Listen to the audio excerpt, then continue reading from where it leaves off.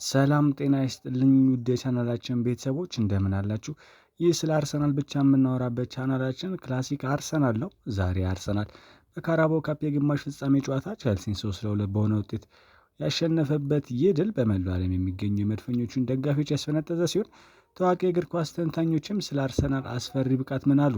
ዛሬ የተለያዩ ታዋቂ ተንታኞችን አስተያየት ይዤላችሁ ቀርቤያለሁ።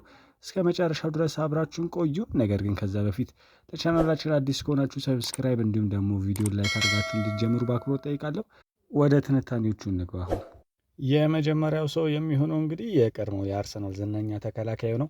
ማርቲን ኪዩን ምን አለ የሚለውን ነው። ማርቲን ኪዩን በድሉ እጅግ መደሰቱን ገልጾ አርሰናል በአሁኑ ሰዓት የደረሰበት የጥንካሬ ደረጃ በማንም የማይገታ መሆኑን በኩራት ተናግሯል። ኪዩን እንደገለጸው አርሰናል አሁን ላይ 11 ተጫዋቾች ብቻ ሳይሆኑ በማንኛውም ሰዓት ተቀይረው ገብተው ጨዋታውን መለወጥ የሚችሉ ጥልቅና ጥራት ያለው ተጫዋቾች ስብስብ ውስጥ እንዳሉ ተናግሯል።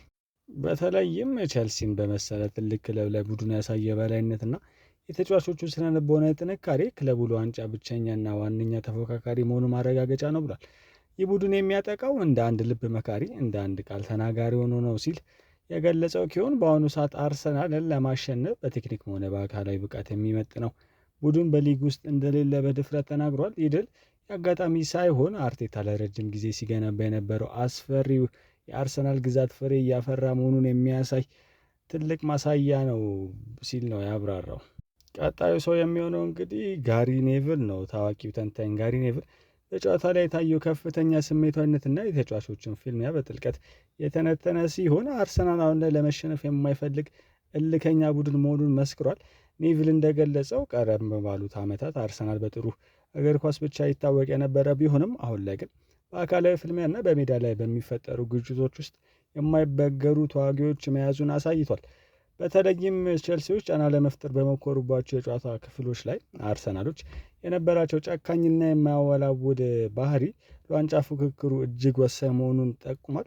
ይህ አርሰናል ለተቀናቃኞቹ ምንም አይነት ክፍተት የማይሰጥና ድልን ለመቀዳጀት ማንኛውም መስዋዕትነት የሚከፍል ቡድን ሆኗል ሲል አድንቋል። ይህ አዲስ የተገነባው የማሸነፍ ስነ ልቦናና በሜዳ ላይ የሚታየው ወንድማማችነት መንፈስ አርሰናልን ካለፉት ዓመታት በበለጠ ለዋንጫ የቀረበ እንደሚያደርገው በዝርዝር አብራርቷል። ሌላኛው እንግዲህ የቀድሞ የመድፈኞቹ ኮከብ ፖል ሜርሰን ምን አለ የሚለውን ለማየት እንሞክር። ፖል ሜርሰን በአሁኑ የአርሰናል ብቃት እጅግ ተደንቋል። ሜርሰን እንደገለጸው የቼልሲ ላይ የተገኘ ድል ተራ ድል ሳይሆን አርሰናል መላውን የውድድር ዘመን በበላይነት ለመጨረስ የሚያስችለው ታላቅ ጉልበትና ሞመንተም የሰጠው ክስተት ነው ብሏል። ሜርሰን አክሎም ተጫዋቾቹ ለክለቡ ያላቸው ታማኝነትና ለአርቴታ እቅድ ያላቸው ፍጹም ተገዥነት ቡድኑ እንደ አንድ ቤተሰብ አጠንክሮታል ብሏል። በሜዳ ላይ የሚታየው እያንዳንዱ ተጫዋች ለክለቡ አርማ ለመሞት ዝግጁ ይመስላል። ይህ ደግሞ ለአንድ የሻምፒዮን ቡድን ዋነኛ መገለጫ ነው ሲል ገልጿል። አርሰናል አሁን ላይ ካለው ጥራትና መተማመን አንጻር ዘንድሮ የውድድር ዘመኑ በታላቅ ድልና በዋንጫ ለማጠናቀቅ ካለፉት 20 ዓመታት በበለጠ እጅግ ሰፊ ድል እንዳለው በልበ ሙሉነት ተናግሯል። ይህ ድል ለተቀናቃኞቻቸው የተላከ ግልጽ ማስጠንቀቂያ መሆኑን አብራርቷል። አራተኛ የሚሆነው እንግዲህ የአርሰናል የምንጊዜ ከፍተኛ ግብ አስቆጣሪ ቲዬሪ ኦንሪ ምን አለ የሚለውን ለማየት እንሞክር። ኦንሪ ሲናገር ቡድኑ በቼልሲ ላይ ያሳየው የበላይነት እውነተኛ ሻምፒዮና መገለጫ ነው ሲል አወድሶታል። ኦንሪ እንደገለጸው ከሆነ የአሁኑ አርሰናል ከባለፉት ዓመታት የሚለየው ቀደም ሲል ቆንጆ እግር ኳስ እንጫወት ነበር። አሁን ግን ቆንጆ ከመጫወት ባለፈ ተጋጣሚን እንዴት በቁጥጥር ስር መዋል እና ማሸነፍ እንደሚቻል በሚገባ አውቀናል ብሏል። ኦንሪ ሲቀጥልም በተለይም ስለ ጊዮኬሬሽና ስለ ቡድን የፊት መስመር ጥምረት ሲናገር አርሰናል አሁን ላይ ያለው የማጥቃት አማራጭ ማንኛውም ተከላካይ ሊያፈርስ የሚችል መሆኑን ጠቁመዋል። ተጫዋቾቹም ጫና መቋቋም ብቻ ሳይሆን እነዚህ ልጆች የጫናን ወደ ደስታ ቀይሮታል ሲል በኩራት ተናግሯል። ኦንሪ አክሎ አርሰናል አሁን ላይ ያለው ስብስብ በቴክኒክ ብቻ ሳይሆን በአካል ብቃትም እጅግ ጠንካራ መሆኑና ይህም ደግሞ በቼልሲ ላይ ለታየው የበላይነት ትልቁን ድርሻ እንደሚይዝ ገልጿል። በመጨረሻም የቡድን ታሪክ ለመስራት ዝግጁ ነው። እኔ እንደማስበው ከሆነ የአርሰናል ለማንም አይቆምም ሲል ለቀድሞ ክለቡ ያለው ታላቅ አክብሮትና ተስፋን ገልጿል። ሌላኛው የሚሆነው እንግዲህ ኤአር ራይት ምን አለ የሚሆነውን ለማየት እንሞክር።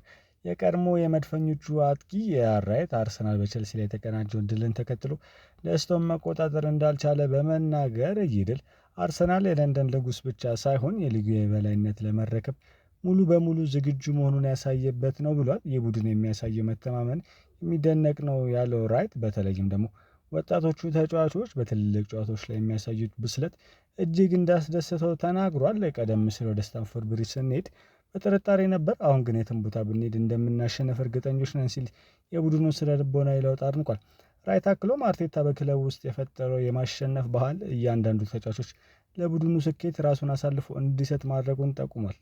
ይህ ቡድን ለደጋፊው ትልቅ ኩራት ሰጥቷል። በተለይም በሜዳ ላይ የሚያሳዩት አንድነትና ተጋጣሚን ለማጥቃት ያላቸው ረሃብ ዘንድሮ ዋንጫውን ወደ ሰሜን ለንደን ለመውሰድ በቂ ነው ሲል በታላቅ ስሜት ተናግሯል። ራይት በመጨረሻም የአሁኑ አርሰናል በታሪክ ከምናውቃቸው ምርጥ ቡድኖች ጋር የሚስተካከል ጥንካሬ ላይ መድረሱና ደጋፊ በዚህ ቡድን ሊተማመን እንደሚገባም አበክሮ ገልጿል።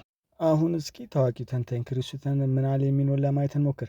ሱተን ሲናገር እንግዲህ አርሰናል በቸልሲ ላይ ያሳየው ፍጹም የበላይነት ሙሉ በሙሉ የታክቲክ የበላይነት ሲል ገልጾታል። ሱተን እንደተነተነው ከሆነ አርሰናል በአሁኑ ሰዓት በማንኛውም ቡድን ላይ የፈለገውን የጨዋታ ስልት የመጫን አቅም አለው ሲል ተናግሯል።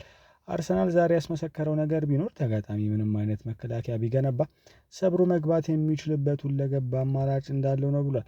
ቡድኑ በሚያምር እና ፈጣን ጨዋታ እንቅስቃሴ ብቻ ሳይሆን በተለይ በቆሙ ኳሶች ላይ ያለው አስፈሪ ብቃት ማንኛውም ተከላካይ ተስፋ የሚያስቆርጥ መሆኑን አብራርቷል። እሱ ተናክሎም አርሰናል ለማሸነፍ አሁን ላይ ምንም አይነት ቀመር የለም፣ ምክንያቱም በቴክኒክ ብትበልጣቸው በጉልበት ይበልጧል፣ በጉልበት ብትሞክራቸው ደግሞ በብልሃት ያሸንፈዋል ነው ያለው። ይህ ጨዋታ አርሰናል በአውሮፓ ውስጥ ካሉ እጅግ አደገኛ ቡድኖች አንዱ መሆኑን ዳግመኛ ያረጋገጠበት ነው ሲል ተናግሯል።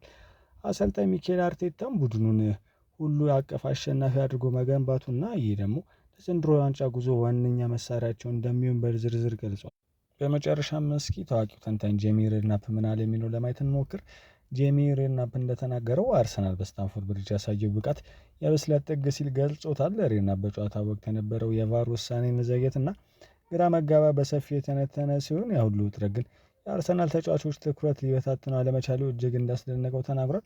በእያንዳንዱ ጨዋታዎች ላይ እንደዚህ ያሉ የዳኝነት ውሳኔዎች የቡድኑ ሞራል ሲሰርዙ ተስተውሏል። ነገር ግን አርሰናል በተቃራኒ ይበልጥ ተጠናክሮ ነው የቀጠለው ብሏል። ሬድናፕ አክሎም አርሰናል ጨዋታውን ለመቆጣጠር የነበረው የአእምሮ ዝግጁነት ከቼልሲ ተጫዋቾች በእጅጉ የላቀ እንደነበር ገልጿል። አርሰናል አሁን ላይ በሜዳ ላይ የሚንቀጠቀጥ ቡድን አይደለም። ይልቁንም በማንኛውም ውዝግብና ጫና ውስጥ ሆኖ የራሳቸውን ጨዋታ መጫወት የሚችሉ ባለሙያዎችን ይዟል። ይህ በራስ መተማመን ደግሞ የሚመጣው ከታላቅ ዝግጅትና ከአሰልጣኙ ጠንካራ መመሪያ ነው ሲል አብራርቷል። በመጨረሻም ሬድናፕ አርሰናል በቴክኒክ ብቻ ሳይሆን በአእምሮም ጥንካሬ ጭምር የሊጉ የበላይ መሆኑን ያስመሰከረበት ጨዋታ ነበረ ሲል በዝርዝር ገልጿል። እንግዲህ ተመልካቾቻችን እንደ ቴሪ ሄንሪ፣ ራይት እና ጋሪ ኔቭል ያሉ ታላላቅ የእግር ኳስ ጠቢባን ስለ አርሰናል አስደናቂ ድል የሰጡት አስተያየት የሚመስል ነበር። ሁሉም ተንታኞች በአንድ ድምፅ የሚስማሙበት ነጥብ ቢኖር አርሰናል አሁን ላይ በቴክኒክ በአካላዊ ጥንካሬና በአእምሮ ዝግጁነት ወደር የማይገኝለት ደረጃ ላይ መድረሱ ነው። ይህ የአርሰናል አስፈሪ ጉዞና በቼልሲ ላይ ያለው የበላይነት መድፈኞቹ ለዘንድሮ የሊግ ዋንጫ ቁጥር አንድ ተመራጭ ያደርጋቸዋል ብዬ አስባለሁ። እንግዲህ ቪዲዮን ከወደዳችሁ ላይክ፣ እንዲሁም ደግሞ ለዚህ ቻናል አዲስ ከሆናችሁ ሰብስክራይብ ማድረጋችሁን እንዳረሱ። በቀጣይ ቪዲዮ እስከምንገናኝ ድረስ መልካም ጊዜ